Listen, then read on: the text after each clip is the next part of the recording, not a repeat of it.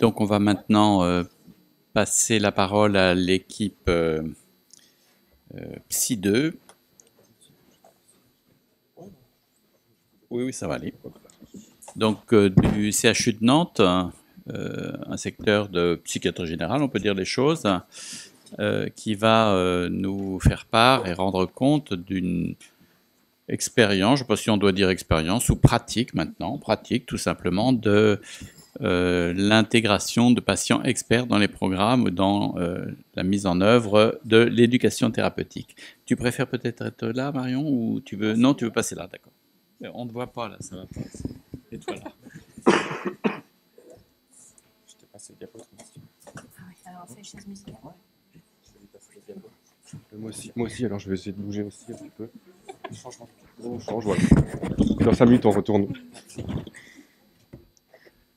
Bonjour à tous. Moi, je suis Marion Chiriot-Espitalier. Je suis médecin psychiatre à Nantes, au CHU, et médecin responsable du CRESERC. Donc, je vais d'abord vous planter un peu le décor de dans quel contexte ça se passe, en fait, c'est cette expérience. Et puis, Pascal Enaf qui est là, qui s'occupe qui coordonne les groupes d'éducation thérapeutique sur la maladie schizophrénique, racontera l'expérience qu'on vit depuis quelque temps d'inclure progressivement, de manière progressivement croissante, des patients experts dans nos programmes. Donc juste le CRESERC, c'est quoi? Alors là, c'est la partie un peu rébarbative, mais bon, ça permet de vous expliquer un peu ce qu'on fait. Donc le CRESERC, c'est un centre qui est basé au CHU de Nantes, à l'hôpital Saint-Jacques, de soins ambulatoires qui s'adresse à l'ensemble des patients et des personnes du département, donc qui est intersectoriel. Et notre centre met à disposition d'une part, et d'autre part coordonne des soins, on va dire des soins orientés rétablissement, donc des soins en particulier d'éducation thérapeutique, de psychoéducation, mais aussi de remédiation cognitive et d'entraînement des habiletés sociales, en tout cas de soins de réhabilitation pour les personnes en situation de handicap psychique.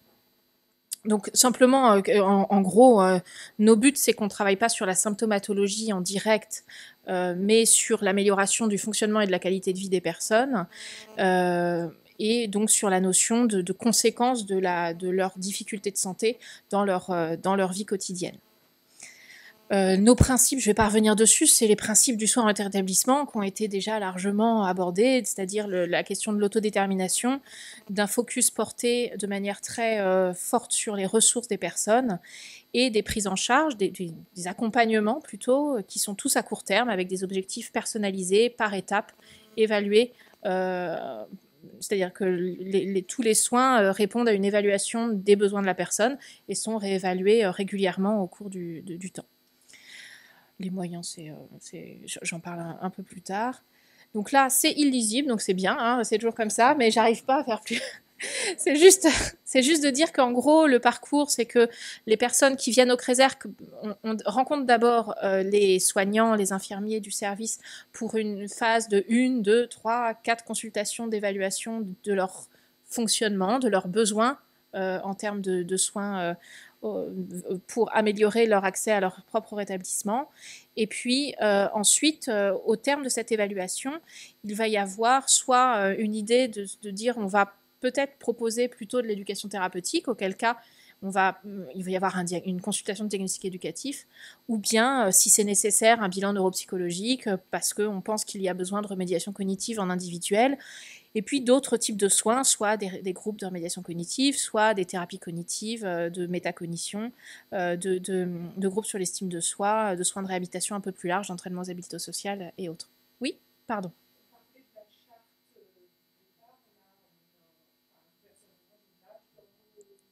D'accord. Donc je simplifie. Donc en gros, on essaie de proposer des soins aux gens qui améliorent leur fonctionnement, soit les troubles cognitifs par de la remédiation cognitive, soit leur connaissance de leurs troubles par de l'éducation thérapeutique.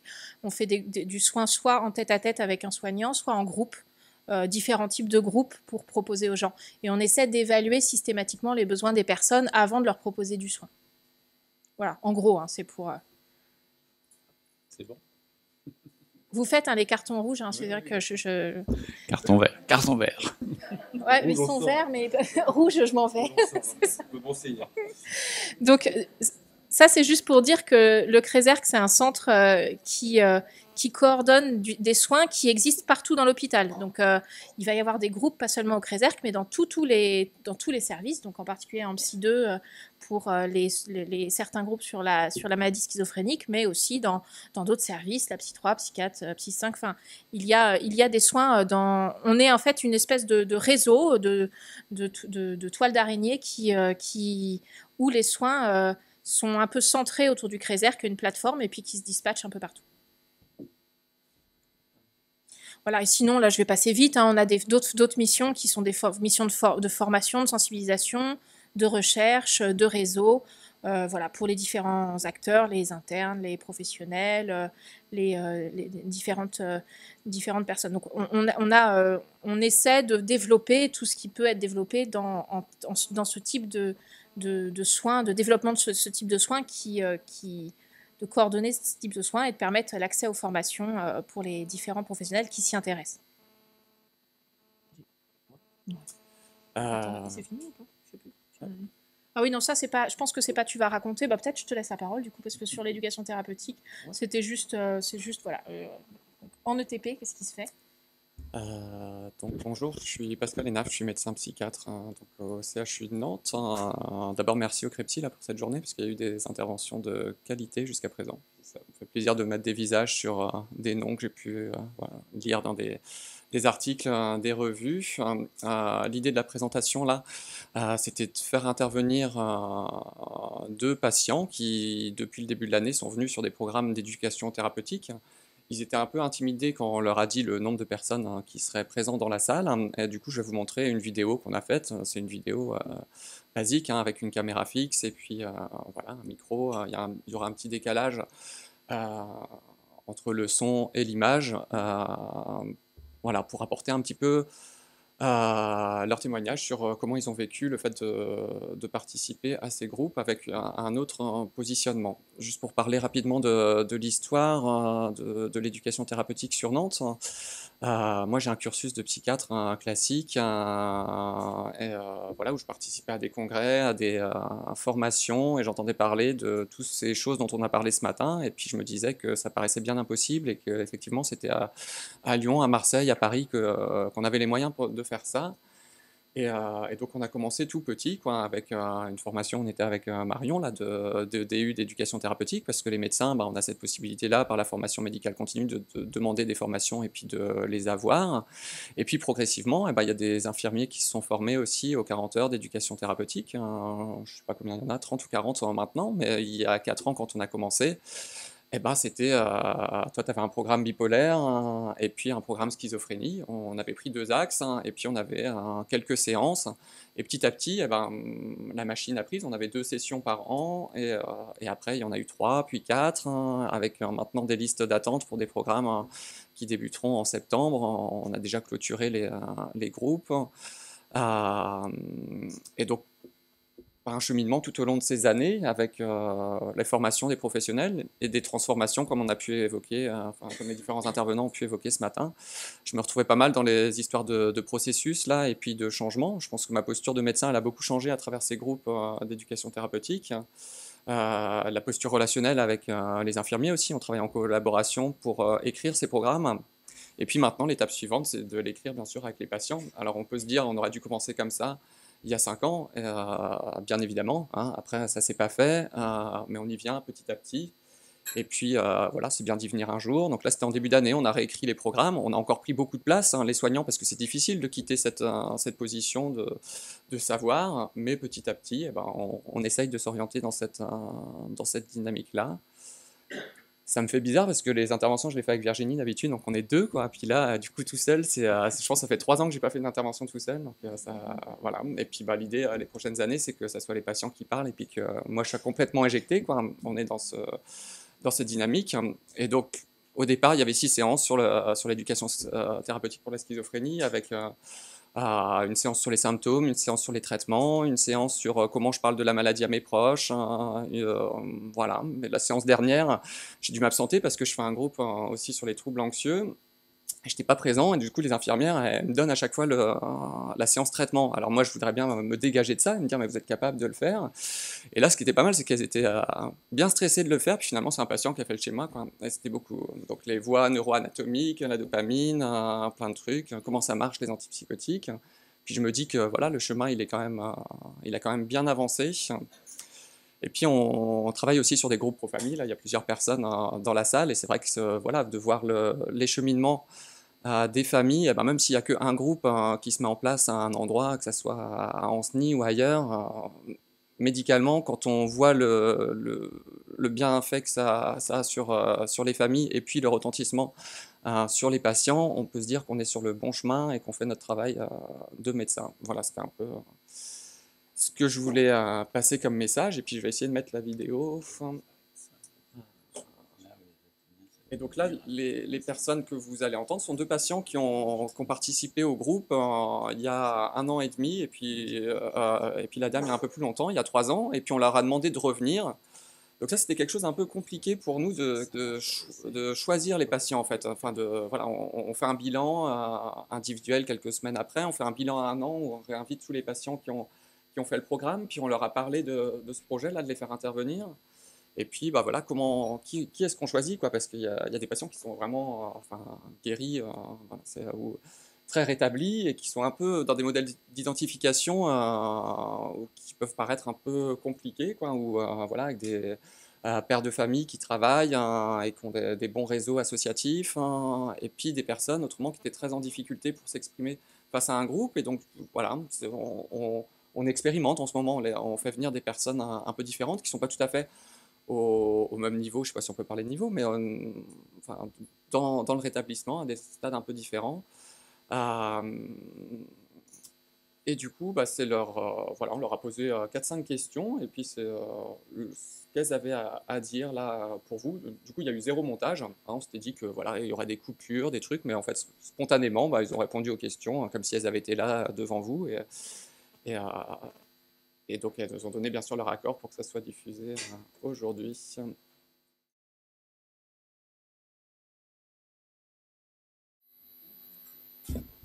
Voilà, peut-être que c'est le moment des questions. Sinon, juste une petite précision. Oui, comme on tâtonne et puis qu'on expérimente un petit peu. Fanny, elle a fait l'ensemble du programme, les 6 séances en tant que patiente experte, hein, alors que pour Anthony, lui, il a souhaité intervenir juste sur une seule séance, hein. Le dernier module qu'on a fait, on l'a fait comme ça. À chaque séance, il y avait un patient qui avait déjà fait le programme et qui revenait sur une séance où il se sentait à l'aise ou qui lui avait apporté des choses. Fanny, pour elle, la séance clé, c'était une séance sur comment j'en parle à mes proches, hein. Du coup, les infirmiers ont des compétences en jeu scénique, des formations qu'ils ont pu faire. Et du coup, ils ont mis en place enfin, voilà, une séance structurée là-dessus. Et c'est vrai que pour elle, ça a vraiment permis de changer les choses, tant par rapport à ses enfants que par rapport à ses parents. Et puis Anthony, comme il dit là, lui, il est plus à l'aise sur le côté symptomatologie. On a un patient qui est revenu pour le traitement, et puis un patient qui dans un CATTP, fait une émission de radio sur le CHU de Nantes, là, qui s'appelle Radio Caméléon, et qui a fait un micro-trottoir sur la perception par les personnes dans la rue de la maladie mentale. Et du coup, il est venu faire écouter un bout de cette émission et puis partager un peu avec les autres, enfin voilà, ce qu'il fait au sein de cette émission de radio. Et donc, voilà, en les écoutant, nous, ce qu'on se dit, ils y vont, ils ont plutôt envie d'y retourner, et puis il y a le côté formation, comme on a évoqué. Et donc, moi, mon idée, c'est de leur permettre de faire les 40 heures en éducation thérapeutique, hein. Et donc, on est en recherche de financement pour ça. On avait fait un appel à la Fondation de France, mais qui n'a pas été accepté pour l'instant. Mais bon, on est en travail de réflexion là, avec l'IREPS, hein, qui nous a formés, nous, pour voilà, intégrer à la fois des personnes qui ont fait les groupes pro-famille, peut-être 2 ou 3 familles, et puis quelques patients sur un groupe. pour qu'ils puissent acquérir des techniques de communication, de gestion du stress, des émotions, de parler en groupe ou parler dans une salle comme on fait là, bah, c'est pas évident, quoi. Donc, si on peut les aider, ça serait pas mal. Donc, s'il y a quelqu'un qui est richissime dans la salle, il vient me voir. Et donc là, c'était l'exemple de ce qui s'est passé donc, dans le groupe sur la schizophrénie. Et pour ce qui est les autres programmes, s'engagent dans les mêmes types de... Alors, à chacun à leur rythme, hein, puisque tous les programmes sont différents, avec des acteurs différents, des médecins responsables différents. Les nouveaux programmes sont toujours... Maintenant, les nouveaux programmes, on ne se contente pas de les faire évaluer par les patients, c'est-à-dire qu'on a toujours eu cette... intention de faire évaluer nos programmes en disant est-ce que c'était bien, est-ce que c'était pas bien, qu'est-ce qu'il faudrait changer. Là maintenant, la construction de programme est systématiquement avec des patients, un, deux, plusieurs, pour pouvoir d'emblée être au plus près des personnes, des besoins des personnes concernées. Il faut trouver des patients également. Ouais, donc pour les soignants dans la salle, hein, c'est lancez-vous, quoi, ça vaut le coup. Et puis voilà, l'espoir d'en parler à Virginie là. Merci donc à Marion et Pascal. Il est possible de poser une ou deux questions, mais peut-être pas beaucoup plus. Qui veut se lancer? Oui. Non. Bien. Non, c'est pas... Ça fait partie des choix assez forts, qui est que les personnes peuvent venir par elles-mêmes. Elles peuvent aussi être adressées par leur psychiatre, mais c'est pas une obligation. Donc elles peuvent venir par elles-mêmes, par le SAVS, par leurs parents, Bon, après, il faut qu'elles le souhaitent, évidemment. Mais non, ça peut être complètement... On essaie dans la période d'évaluation de travailler avec la personne, le fait qu'au moins elles mettent au courant leur psy, parce que ça nous évite d'être dans des trucs un peu compliqués derrière. Mais non, c'est absolument pas une nécessité. Après, ce qu'on voit, c'est le courage des patients, quoi, parce qu'on a des personnes qui viennent de Châteaubriand, de La Roche-sur-Yon, des familles qui viennent pendant 14 séances, le programme Pro-Famille de 4 heures, après leur travail, en plein hiver. Donc, pour nous, on se dit qu'il y a de la motivation et qu'on se doit d'être au niveau et de présenter des séances qui sont intéressantes. Et puis de les voir motivés, ça nous motive aussi. Donc, c'est le partenariat. Moi, j'ai une question. Vous êtes jeune. Merci. On en doute parfois. Non, alors, ce matin, il y avait une question autour de, oui, mais tout ça c'est bien beau, mais il n'y en a pas partout, tout le monde n'en dispose pas, etc. Tout à l'heure, vous avez une phrase qui était, voilà, ça a été une évolution dans notre service, on aurait dû le faire au début, puis finalement, ça s'est pas fait, mais on le fait. C'est une évolution, on est sur le bon chemin. On est sur le bon chemin. Mais attendez, c'est pas ma question. Ok. Mais à quelle distance du but? Ça, c'est, je ne sais pas s'il y a un but qui est atteignable, mais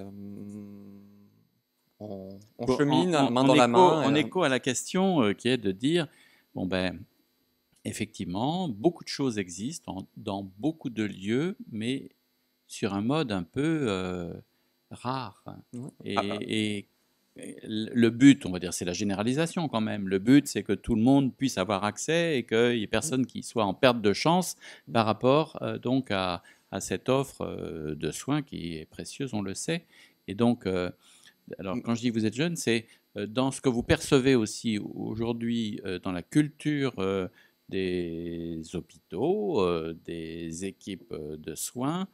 À quelle distance est-on d'une généralisation de cette approche on ne peut plus dire nouvelle. On peut plusieurs niveaux dans la réponse. Peut-être on aura d'autres Marion. Il y a le côté communication et motivation, et les patients nous aident beaucoup là-dedans. Depuis qu'on a monté les programmes, ils ont fait des retours à leurs psychiatres traitants et puis aux infirmiers, comme quoi c'était intéressant et ça marchait. Et puis ils communiquent entre eux, que ce soit en hospitalisation ou à l'extérieur. Et du coup, on peut plus faire comme si l'éducation thérapeutique ça servait à rien, ou la remédiation cognitive, parce qu'il y a de la demande, et nous on se doit d'y répondre. Après, soit on attend d'avoir des financements, et puis on peut toujours attendre. Parfois, il y a des bonnes nouvelles comme celle de ce matin où l'ARS nous dit, bah voilà, on va pouvoir financer une personne, bah, c'est super. Après, c'est des choix de service et puis c'est des choix personnels. Les médecins, quand on évolue dans leur carrière, eh ben, on a quelques responsabilités, et c'est qu'est-ce qu'on fait de ces responsabilités. Là, moi, je suis référent d'un CATTP, on a décidé avec les infirmiers que ce travail-là, ça valait la peine, et on a lâché quelques activités thérapeutiques traditionnelles qui en valaient la peine aussi, des activités de cuisine, de piscine, et on en maintient quelques-unes. Il y a à peu près 60-70% du temps de travail qui est le même que le CATTP il y a 5 ans, mais on la cadre, et puis moi, on a autorisé les infirmiers, puis ils se sont formés aussi parce qu'ils étaient motivés pour ça, pour avoir du temps pour faire de l'éducation thérapeutique. Et pour ça, bah, c'est les bonnes volontés, et puis une organisation à l'intérieur d'un établissement. Si on attend d'avoir l'argent de l'ARS, notre programme il a 5 ans, il doit être évalué là, on n'a touché aucun centime. Donc voilà, on arrive à avoir avancé un peu dans le chemin sans avoir eu d'argent. Moi, j'ai libéré quelques heures dans ma semaine où avant, bah, j'avais une formation aussi en transculturel, je fais de la psychothérapie, j'ai d'autres casquettes.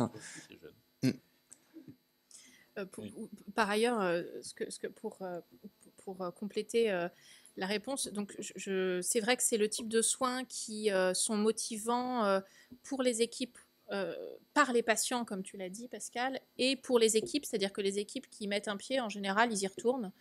Donc, ils s'en saisissent et ils ont envie d'y retourner. Ça, c'est une réalité. Et ça, c'est quand même assez puissant dans les hôpitaux. Et puis, par ailleurs, sur le fait que ça ne se diffuse pas forcément de manière très large, il n'y a pas besoin que tous les psychiatres d'un hôpital soient motivés par l'éducation thérapeutique pour qu'il y ait un programme par pathologie, ou en tout cas par pathologie majeure dans un hôpital, même petit. Il suffit qu'il y ait une ou deux personnes intéressées. Et ça, globalement, aujourd'hui, en tout cas, dans les hôpitaux qui sont autour du CHU de Nantes, on a des gens de Cholet qui viennent voir parce qu'ils ont envie de développer, on a des gens de La Roche, on a des gens de Rennes qui vont venir nous voir parce qu'ils ont envie de développer ça, et il n'y a pas besoin que tout le corps psychiatrique soit motivé. Ce qui n'est pas le cas, évidemment. Après, l'administration, elle aime bien les chiffres, et donc nous, il y a des chiffres qu'on aime bien rappeler. C'est chaque année, on fait un bilan annuel là depuis 5 ans des groupes, et donc parfois sur l'année, au début, on avait vu 10 patients, après 15, 20, ça augmente. On les invite 1 an après. C'est des patients il y a certains que je suis en consultation, mais c'est une minorité. Donc la plupart, bah, je les croise de temps en temps à l'hôpital ou dans la rue, mais parfois on ne s'est pas vu depuis 1 an. On a 90% de venus à 1 an par courrier. On leur envoie un courrier pour leur dire on va faire un bilan, vous reviendrez 2 heures pour reparler du groupe avec d'autres patients. 90% de présence en consultation ou en médiation thérapeutique, on n'a jamais ça en psychiatrie. Pareil pour les programmes pour famille, les gens qui ont débuté et qui ont fait les premières séances, eh ben, ils viennent, ou quand ils ne peuvent pas venir, c'est qu'ils ont un pied dans le plâtre ou un pépin de santé majeur. Donc ça, c'est des choses aussi qu'on peut faire valoir auprès des instances quand elles nous demandent des chiffres. Mais Oui, on ne peut pas quand même obliger chaque établissement de santé, enfin chaque hôpital psychiatrique, à mettre en place au moins une formation. On ne demande pas à ce qu'il y en ait pléthore, mais au moins qu'il y ait un module de formation dans chaque hôpital psychiatrique, ça me paraît la moindre des choses. Je pense que les gens, ils mettent la barre très très haute, et ils se disent bah, l'éducation thérapeutique, ça doit être comme ci, comme ça. Et puis si on regarde les critères de l'ARS ou comme nous cette année, quand on doit faire un dossier Fondation de France pour avoir des subventions, eh ben, on soupire un peu, puis on a tendance à reporter ça au lendemain, même si c'est quelque chose d'intéressant. Et l'idée, c'est de se lancer, quoi. Et après, une fois, comme disait Marion, des infirmiers qui ont eu la formation, qui ont assisté à des groupes et qui ont arrêté, peut-être qu'il y en a, je sais pas, mais moi, ça me parle pas. Des gens qui ont animé des groupes et qui ont eu le retour des patients ou des familles, eh ben, ils deviennent addicts, quoi. Ils peuvent plus, on peut plus faire machine arrière. En tout cas, attention. Ça n'a pas été des choix politiques d'imposer à chaque hôpital. Enfin, ça n'a pas été pensé comme ça. C'est très incitatif aujourd'hui. Il y a eu beaucoup d'incitation à faire de l'éducation thérapeutique alors après, avec les complications administratives, des dossiers compliqués, etc. Après, c'est aussi le rôle d'une structure de référence, en fait, de pouvoir promouvoir ce type de soins, de pouvoir montrer que c'est possible, de pouvoir permettre il y a plein de soignants qui nous sollicitent pour venir assister à des séances, voir ce que c'est, voir ce qui est faisable en pratique. Et c'est comme ça que ça se diffuse, en fait.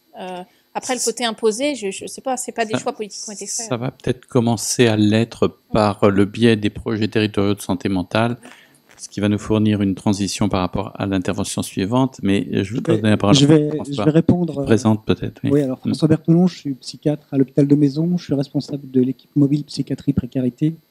Et oui, de Maison à Bougnay, voilà, ex-hôpital Montbert, voilà, qui a fermé. Je vais répondre au monsieur. Malheureusement, nous, on a une excellente ETP sur les troubles bipolaires.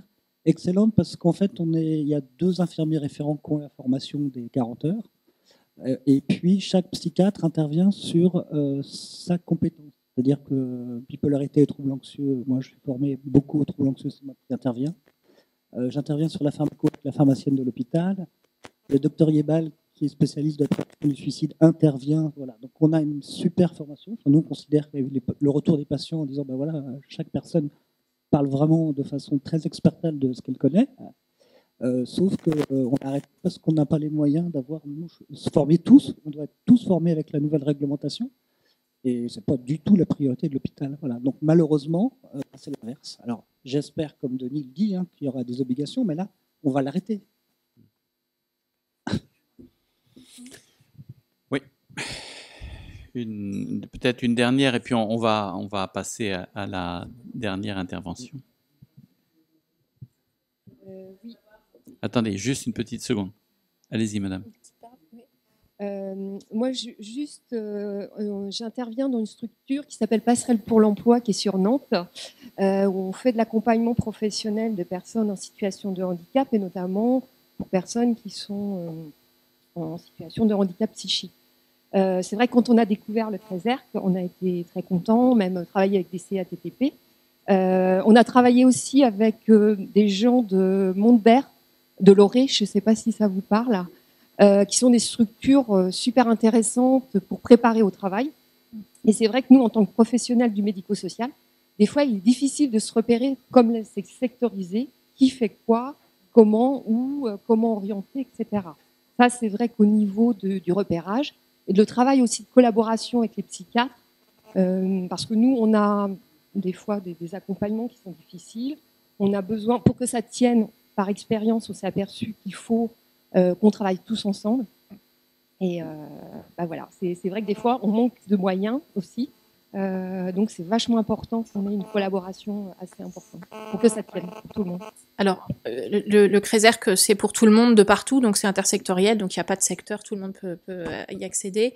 Pour ce qui est du fil rouge entre le secteur, les centres référents et les structures médico-sociales, il est nécessaire de développer effectivement du travail de concertation, voire de case management, évidemment, qui sont dans les projets. Là, aujourd'hui, on est un peu... Je suis pas rentrée dans le détail, on est quand même très limité. Moi, je suis 3 demi-journées sur le CRESERC, on a des effectifs tout petits. On est encore tout petit. On espère que ça va changer, mais c'est effectivement à développer. Et ce qui est surtout à développer, c'est tout ce qui est longitudinal, travail longitudinal de coordination entre les différents acteurs. On fait des concertations quand il y a un hôpital de jour dans le coup, quand il y a un secteur, on fait quand il y a le passerelle pour l'emploi. Mais aujourd'hui, on est surtout à faire du réseau, à se faire connaître, à essayer d'expliquer aux gens, parce que vous avez vu que c'était quand même un peu complexe tout ce qu'on pouvait proposer, d'essayer. Donc on a rencontré Passerelle, on a rencontré le CEAP, on a rencontré les uns et les autres pour pouvoir expliquer, rendre un peu lisible notre particularité et ce qu'on faisait. Après, c'est pas suffisant et c'est à développer effectivement.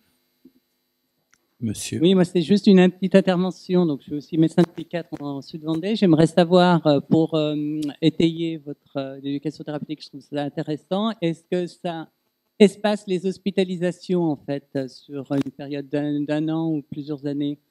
Alors là où on n'est pas très bon, c'est les études, quoi. Enfin, moi, je suis nul là-dedans, donc je fais pas de projet de recherche c'est ce qu'il faudrait. Le groupe famille, là, cet avantage-là, c'est que pourrait vous amener plus de moyens financiers, justement, si ça renforce en fait leur état de santé et que de la prévention, etc. Et peut-être que, justement, s'il y a moins d'hospitalisation, c'est quand même bien pour la sécurité sociale, moins de frais aussi.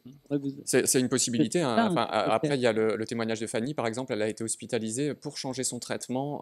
Je ne vais pas donner les noms des molécules, mais voilà. Après l'éducation thérapeutique, c'était une hospitalisation qui était programmée, qui s'est faite dans des bonnes conditions, où elle en est sortie enfin, voilà, avec une amélioration dont elle parle rapidement là. Et que ces hospitalisations auparavant, elle n'était que en hospitalisation sous contrainte. Elle avait 3 hospitalisations antérieures qui étaient enfin, voilà, dans des passages à l'acte suicidaire, dans des choses, enfin, je ne vais pas développer ça. Hein, et puis les données probantes, elles existent, hein, Oui, puisque vous avez assisté à la présentation, peut-être, enfin, sinon vous pouvez vous reporter au site du CREPSI, parce que l'intervention est en vidéo disponible, donc à la présentation du professeur Hardibellé ici même, sur les résultats. Oui, sur les données probantes pour l'accompagnement et les soins, et en particulier les soins de réhabilitation des personnes présentant des troubles psychiatriques sévères et invalidants. Donc voilà, les données probantes, on en a assez, c'est pas la peine d'essayer d'en refaire. Il y a, on va dire, une bascule un peu politique au niveau des projets d'établissement, mais qui, je crois, est en train de se faire. Qui Chaque est année, maintenant Yann Audet indispensable. présente les données de Profamille à l'encéphale dans des congrès connus de psychiatrie avec une efficacité qui est démontrée depuis 10 ans. Après, qu'est-ce qui fait que certains s'en saisissent et d'autres non? C'est un investissement, hein, ça demande du temps infirmier, du temps médical. Après, quand on voit les retombées, nous, on a les mêmes statistiques en gros que ce qu'il dit au niveau national, quoi, alors qu'on a... Et puis, comme je disais tout à l'heure, même si on ne diminue pas les hospitalisations, quand on voit le sourire, le changement de visage des familles en début de programme et puis en fin de programme, où les patients, on parlait de casquettes ce matin et d'être à différents endroits, bah, moi quand je suis en ETP, je suis Pascal, quoi, je ne suis pas le docteur Enaf, hein, et puis bah, voilà, c'est un changement de posture. Pour nous, c'est gratifiant aussi de pouvoir être décontenancé parfois, de pouvoir être avec les infirmiers du jeu scénique, on n'en fait pas. Enfin, moi, je suis référent de médiation thérapeutique, mais c'est rare que je sois dans la posture où je vive moi-même la médiation. Et là, d'être au cœur de ces choses-là, bah, ça provoque des choses où ça nous décontenance un peu aussi. Voilà, on est un peu différent après. Voilà, Très bien, merci. Il faut qu'on s'arrête pour cette séquence et on va passer à la suivante, donc avec